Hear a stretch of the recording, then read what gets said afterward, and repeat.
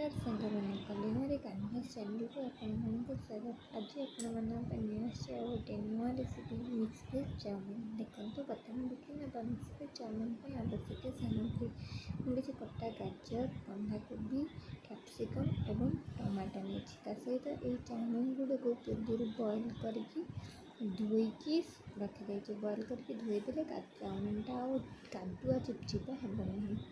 तापर आम प्रस्तुत करने कड़े तेल गरम करने छाड़ी पकई किसी कटा गाजर गुड़ी को तेल में गोटे 2 मिनट पर्यंत भाजपर आम गोटी गोटी कर अलग परिवा गुड़िक ताधीरे पकईबा।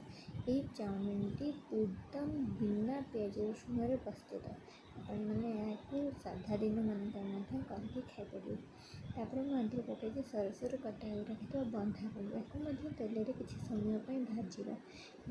मन रखते सबू भाजा गुड़ाक अपने हाई फ्लेम कि मीडियम टू हाई फ्लेम में ही भाजवा। जेहेतु चाउमिन गोटे चाइनीज आइटम परिवा गुड़िक अति सीझीगले आदौ भी भल लगे टे क्रंची टेक्सचर रही आमको खावाई भल लगे। ये सब मन रखिए चाउमिन जहाँ भी ये निज मन पसंद जेकोसी परिवा ऐड करेंगे।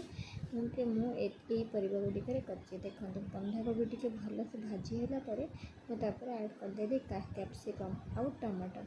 यही स्टेज रे मुझे लुण पकईदी। टमाटो जो पकईवा समय लुण पकईदे टमाटोटा बहुत भल भाव में मिसीज और जल्दी हो। आगुरी लुण पकई बंधाकोबी बहुत पानी बाहरी था जोटा कि बंधाकोबी को कादुआ कर से सबुले मीडियम टू हाई फ्लेम में भाजबे और लुण पछे पकईबे। परिवा गुड़िक भल से भाजीला बेसी भाजवा दरकार नहीं। 70 to 80% भाजीला मुझे सोया सॉस और चिली सॉस पकई। ये सोया सॉस और चिली सॉस दुटी बिना पियाज रसुण सॉस में व्यवहार कर मुझे घंटे गला पकई दे आगुरी बॉइल्ड हो रखि चाउमिन को। तापर से लुण करी पाउडर पकईकी भल से मिक्स करके घाटी देछि। एमती चाउमिन गुड़िक भल भाव में परिवार घाटे। ये घाटा समय मिसेब समय आप जालटी को पूरा लो रे रखिए। फ्लेम पूरा लो रखिए जो कि आम चाउमिन तले लगिजार संभावना रही आम आपको आराम से भल से घाटी करवा। तो भल से गोल सारापर मुझे शेष में ऐड कर गोलमरीच गुंड। गोलमरीच गुंड को भल से मिसई देलापर आमर प्रस्तुत होगला चाउमिन मिक्स वेज चाउमिन जोटा कि एकदम बिना पियाज रसुण प्रस्तुत। आपण मैंने थे बनातु एवं खातु केमी लगे आपने मत कमेंट निश्चय जनातु।